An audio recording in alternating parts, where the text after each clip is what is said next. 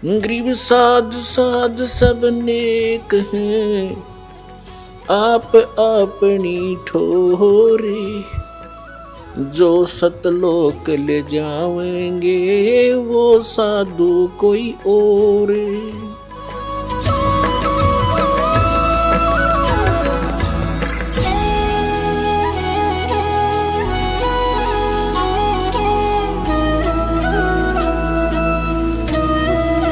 अब आपको दिखाते हैं परमात्मा ने क्या कहा था। गुण तीनों की भक्ति में ये भूल पड़ो संसार, कह कबीर निज नाम बिना। वास्तविक भक्ति साधन मंत्र बिना कैसे उतरोगे तुम पार। तीन देव की जो करते हैं भक्ति, उनकी कदे ना हो है मुक्ति। ये देखिएगा श्रीमद् भगवत गीता, गीता प्रेस गोरखपुर से प्रकाशित है। जयदयाल गोविंद का इसके अनुवादक है। ये देखिएगा 7वां अध्याय 7वां अध्याय। इसमें प्रथम मंत्र हम पढ़ते, इसमें क्या बताया है 7वें अध्याय का गीता जी में कि हे पार्थ, अनन्य प्रेम से मुझ में आसक्तित तथा अनन्य भाव से मेरे प्राण होकर योग में लगा हुआ, योग माने साधना में, जिस प्रकार से संपूर्ण समग्रम यानी संपूर्ण तय संपूर्ण रूप से, इसका अर्थ है समग्रम माने संपूर्ण पूर्ण रूप से मुझको संशय रहित जानेगा, उसको सुन, वो ज्ञान बताता हूं। अध्याय नंबर 7 के श्लोक नंबर 2 में क्या बताया है कि मैं तेरे लिए इस विज्ञान सहित तत्व ज्ञान को पूर्णतः कहूंगा, जिसको जानकर संसार में फिर कुछ भी जानने योग्य शेष नहीं रह जाता। अब क्या कह रहा है कि ऐसा ज्ञान बता दूंगा, इसको सुनने के बाद फिर कुछ भी जानना शेष नहीं रहेगा। अब हम इसके 12वें श्लोक पर आते हैं।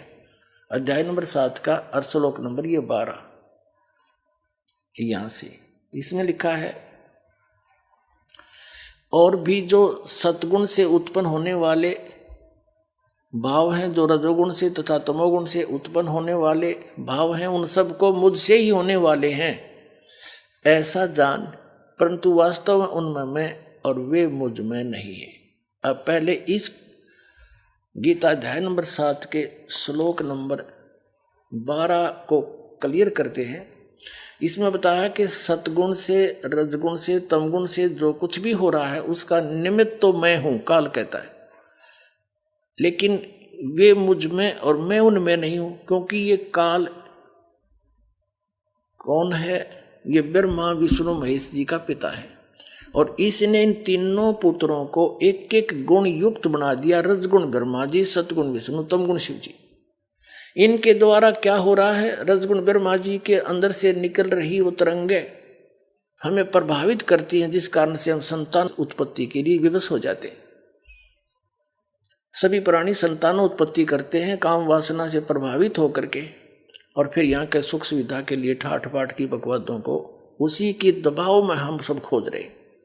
ये उससे हो रहा है।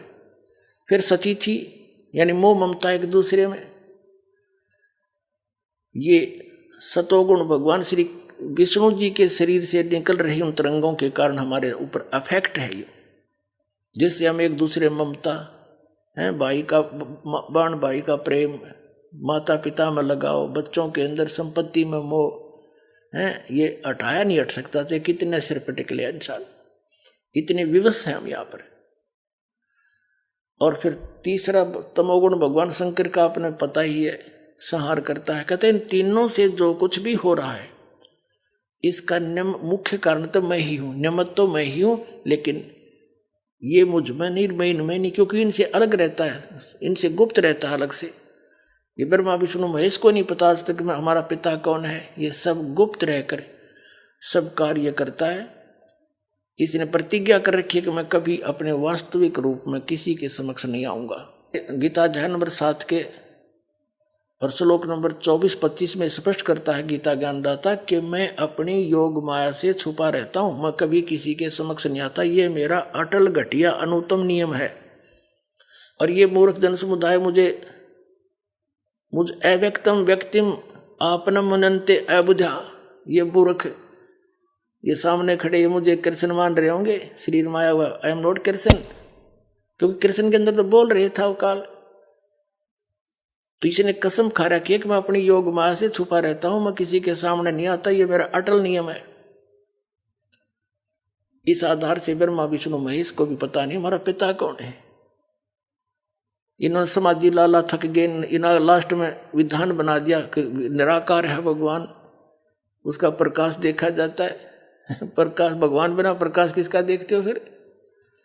तो इन जिन साधनाओं को ये करते रहे उससे भगवान प्राप्ति हो ही नहीं सकती। गीता अध्याय नंबर 11 के श्लोक नंबर 47 और 48 में कहा कि अर्जुन ये मेरा वास्तविक रूप है, ये जो दिखा रखा मैंने काल रूप, मैं काल हूँ। और इस मेरी प्राप्ति ना वेदों वर्णित विधि से, ना किसी जप से, ना तप से, ना किसी क्रिया से, अर्थात वेदों और गीता में वर्णित विधि से परमात्मा प्राप्ति नहीं हो सकती। अन्य और कुछ सुविधा मिल जाती हैं, ब्रह्मलोक में चले जाते हैं, सिद्धियां आ जाती हैं। इस कारण से इन्होंने वेदों अनुसार जो साधना की उसे भगवान तो मिला नहीं, अपने अनुभव की पुस्तकें बना दी, उपनिषद वगैरह और पुराण। अब परमात्मा ने आकर फिर इस यथार्थ ज्ञान को बताया। तो अब क्या बताना चाहते हैं कि इन तीनों गुणों से जो कुछ हो रहा है ये काल कह रहा है। रजगुण ब्रह्मा से, सतगुण विष्णु से, तमगुण शिव जी, उसका सब का निमित्त मैं हूं। क्योंकि इसको 1 लाख मानव शरीरधारी प्राणियों का नित आहार करना पड़ता है। इसको श्राप लगा हुआ, इसने गलती की थी, जिस कारण से ये अपने तीनों पुत्रों से आप जी को अपना एक आहार फसल के रूप में रखे हुए है। जैसे कसाई बकरे पालता है, उन बकरों को सब सुविधा नजर आती है उस कसाई की तरफ से उपलब्ध। वहाँ चारा भी होता है, उनके लिए जल भी होता है, शेड भी डाल रखा होता है, झोंपड़ी गर्मी सर्दी से बचाने के लिए, चारों तरफ बाड़ भी लगा रखी होती है हिंसक पशुओं से बचाने के लिए। तो बकरे ये समझ बैठते हैं कि ये बड़ा दयालु भगवान है, हमारा मालिक है। लेकिन उन भोलों को ये नहीं पता सामने निकाल ले जाता 10-5, किसी का बेटा मरो चाहे बेटी, बाप मरो चाहे माँ, वो नहीं देखता। तो उसमें कहा जाती है इसकी दयालुता। तो यहाँ की सुविधाएं देखकर, यहाँ पर काजू किस्मत सेब संतरे सुंदर आहार देखकर, कणक देखकर, गेहूँ बाजरा ज्वार और ये सब गर्मी सर्दी की मौसम झरने देखकर हम ये सोचे हैं भगवान बड़ा दयालु, हमारे लिए कितनी व्यवस्था कर रखी है। और जब दयालुता कहाँ जाती है, पूरा परिवार का परिवार एक्सीडेंट में मारे जाते हैं।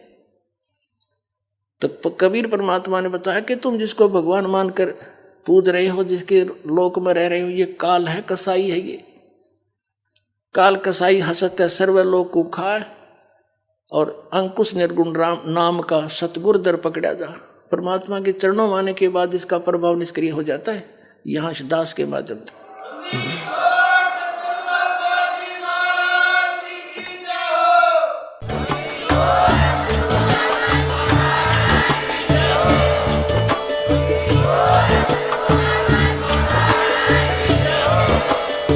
सुन रहे थे जगत गुरु तत्वदर्शी संत रामपाल जी महाराज जी के मंगल प्रवचन। अधिक जानकारी के लिए विजिट कीजिए हमारी वेबसाइट www.jagatgururampalji.org। संत रामपाल जी महाराज जी के शुभ आशीर्वाद से पूरे विश्व भर में 500 से भी ज्यादा नाम दीक्षा केंद्र हैं, जिन पर संत रामपाल जी महाराज जी द्वारा ऑनलाइन निशुल्क नाम दीक्षा दी जा रही है। अपने नजदीकी नाम दीक्षा केंद्र का पता करने के लिए संपर्क करें 8222880541।